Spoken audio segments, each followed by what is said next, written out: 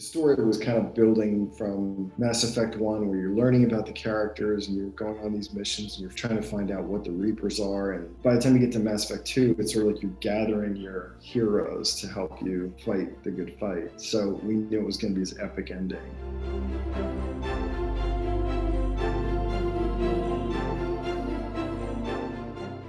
What was the first queue you created for that game? I know that one of the first ones I did was Suicide Mission, because Casey Hudson, who's the director, he knew that that was going to be a really important part of the game, and he wanted to get something written for that pretty early on. So that's what we did. And I heard your rendition of the cover you did is pretty close. There was a couple things that weren't right, but I was really impressed. It was just, man, great job. Does watching that kind of spark any past stories you had with writing that tune? Well, when I wrote it, as I said, Casey wanted sort of an anthem piece for the end. I love Seven when it comes to just being like, I love two things. I love being in Seven, and I also love a good theme and variations that has a nice ebb and flow to it, so that you can start off small, and it grows and it grows and it grows and it gets really huge, and then it comes back, and then it comes in for the final thing. So that's all I remember, just using bits of the main theme from Mass Effect, wanting to, I knew it was going to end the game, so that was kind of what I was going for. Mm. What techniques did you use in that song to make it so large, so epic? I'm a big fan of using, and you talk about this in your analysis of the piece, where I use sub. I use basses and cello together in octaves, and then the sub for that gives it kind of a gravitas. And then using horn and strings alternating, and trumpet for the theme, and then the choir was sort of its own sort of pad. Back then we didn't have great choir samples, so I just used the shouts were all just ha's. they weren't like you had actual syllables and stuff, but I just used ha's because that's what I had. And we didn't record any of that. It was all samples at the time. So. Was anything on the Mass Effect score in terms of Mass Effect 1 or 2 actual real performed? Or was it all synthesized? Everything was synthesizers except for my friend Cameron Stone played cello in Mass Effect 2. There may have been a couple other instruments too that we used. I know my daughter Gracie did some singing. I know I did a few other sessions, but I can't remember what they were, because it was, this is 10 years ago. Yeah, it was a few musicians, but no orchestra. It was all sampled. Part of the reason for that was that Mass Effect was always supposed to sound like synthetic, a bit synthetic. When we got to Mass Effect 2, they wanted more orchestra, but there was no budget for orchestra, so it was just using the best samples I had available at the time. That's it was just the mandate was Mass Effect 1 is synthetic as possible. Mass Effect 2 is the synthesizers with orchestra.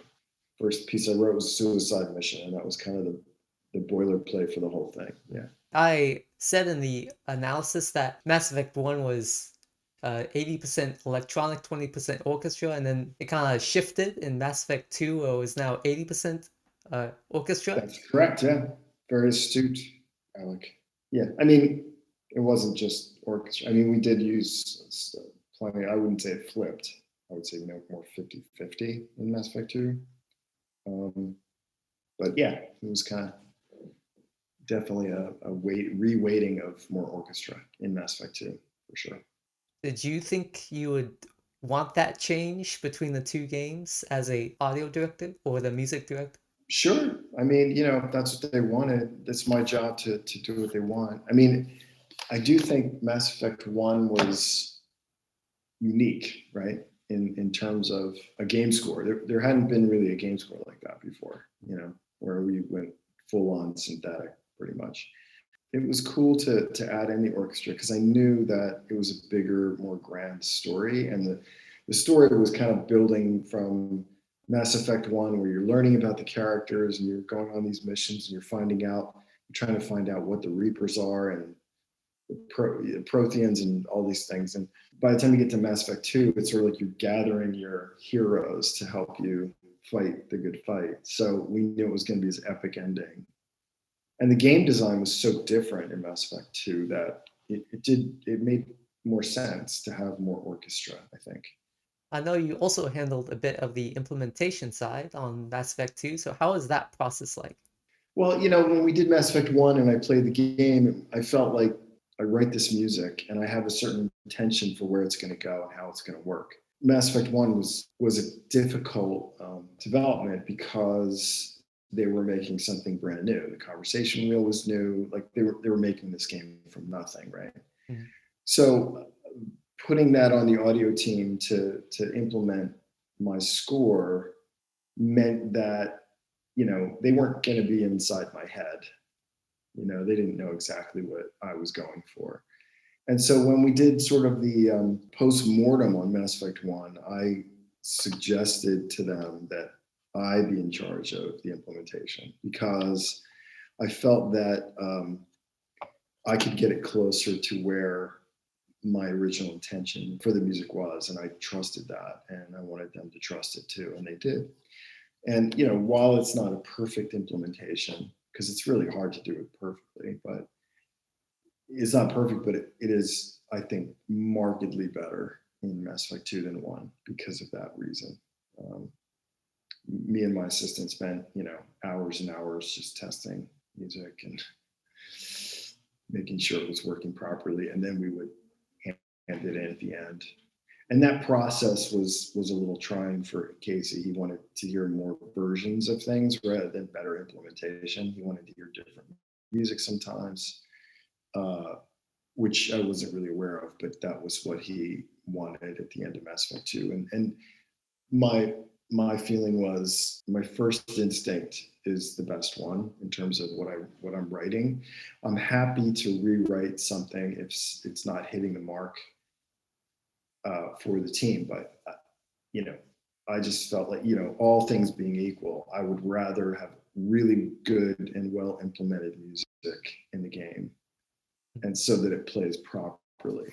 And I was delivering finished music with all they had to do is drop it in the game and it played the way it was supposed to play, the way you hear it right now. That's what I delivered. So it was a lot less work for them. But in doing that, I sacrificed giving Casey, I think, more choices of music, because we would wait to deliver an entire level before we delivered any music, and maybe that was the issue. But it's game development. It's complicated and it's busy, and people are very busy trying to get everything done that has to get done. It's not just about music. Music's important, but so is everything else. So it's a tough. It's like rocket science. So I'm wondering if you used any middleware to implement or not. We use Wise on that one, yeah. So you did the Wise implementation yourself and with your assistants? Well, Wise is not that hard to learn. At least it wasn't back then. My assistant was also, he did all of the research and the work he was the one who really did the bulk of the work. I would just test it on a machine and tell him the changes I wanted. But my assistant at the time was Brian DiDomenico, and he learned Wise back and forwards, and knew how to make it do its thing. So I just relied a lot on him to get it done. I was busy writing, so I mean, implementation is a full-time job. It's like twice the amount of time to score the game. I have a huge amount of respect for people who do that, because to do it well is hard, but to do it at all is hard. It takes a lot of time. How was it like working with other composers on the Mass Effect score? I knew it was a big deal to get all of the music we had to get done, because the way that Mass Effect 2 is designed is, you've got all these levels up front that sort of set up the story, and then you go out to these different worlds and find these characters, and you win them over if you can, and then at the end of the game, you take this whole team and you do the suicide mission, and you're trying to save the galaxy. So I knew ahead of time that this was going to be an enormous amount of composition work. So I knew I needed help. So I just, I think we all did like 4 levels of the internal game, and then I scored all the themes in the beginning and the end. So it was my first foray into really working with. I mean, we had done that on Mass Effect 2 as well, but at the very end only, because Sam and I were writing the score, and then we brought it for Mass Effect 1, and then we brought Rich David and Richard Jakes, David Cates. David wrote Grunt, and then Sam would do Jack, and I would do Thane, and then we would just keep going because there was so many levels to do, and each level had a lot of music in it. So it was important, I thought, to do that. Plus, we got to bring all these great, diverse sounds. It was all kind of unified sounding, but it also was, everything was just personalized, and I just let everybody own their own level, so they didn't feel like they were just contributing music, but they were actually really composing a level. And so they took some ownership of it and pride in it, and I thought it came out great. It was really, really fun to do it that way. There's a great sense of camaraderie on the writing team, and a lot of composers they don't want to share credit like that, but and I understand that, but I just felt like it was a really fun thing to do. So, are there any specific lessons learned while working on the Mass Effect series? Lessons learned. I had to do, most of the lessons I learned was how to juggle everything from writing and producing to managing other composers to implementing all the score, and then also keeping the client happy, which there's a lot in there. I think Mass Effect 2 is one of my best scores in terms of the fact that the game was so important, and more people played that game that I worked on. Yeah, and I'm sure that's not true, but because I work on Call of Duty a lot. But in terms of its importance to the industry, it has a very special place that no other game has. And so I'm really proud of it. I'm proud to have been a small part of it. And it was a big learning experience all the way through it 10 years ago now. So 11 years? Yeah. 11 years ago. So awesome. So stepping back a bit, is there any personal habit of yours that leads to your success? Personal habit. That's a really interesting question. I would say that I'm very focused. Generally speaking, I'm very focused. And I think you really have to be a successful composer. Right? You just have to be able to clear the decks of all distraction and just focus on the task at hand, which is writing a score for a game. That alone is probably my best trait, my best habit, is to be focused and to be a good producer and turn out quality work. You have to have discipline and focus. I don't necessarily stop working when I stop working. I could work for 6 or 8 hours in a day and then stop, go have something to eat, maybe watch a movie or do something with my family. And then when I go to bed at night, I start thinking about themes I'm writing. And I'll, my best friend is my voice memo on my phone, because I'll think of something at 3 a.m, or I'll wake up at 4 a.m. And for some reason, I wake up a lot at those hours. And while I'm lying there, I'm just thinking about what I'm doing. And then for some reason, there's something about the quietness of that hour where an idea will come, and I will just, out of my stupor, I'll just grab my phone and, sing the melody or sing what I'm hearing into my phone. And that is the greatest tool that I have, because I can't tell you, ideas come to me at the weirdest times, like if I'm in the shower or I'm taking a walk, or I could be in the car driving, it doesn't matter. It's like suddenly I get an idea. And if I don't put that idea down somehow, I will lose that idea in seconds. Like something else will happen. I'll lose my focus on that idea.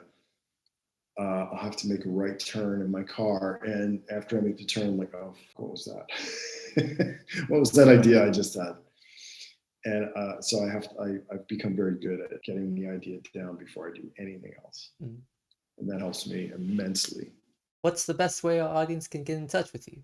Oh, well, probably through my website is the best way. I have an email address on there, and you can just, or there's a form you can fill out, and I'll get an email from you. That's probably the best way. I want to acknowledge you, Jack, for just taking the time to help me out and to elaborate what you discovered and experienced while working on the score of the Mass Effect. Thanks so much. All right, bye-bye.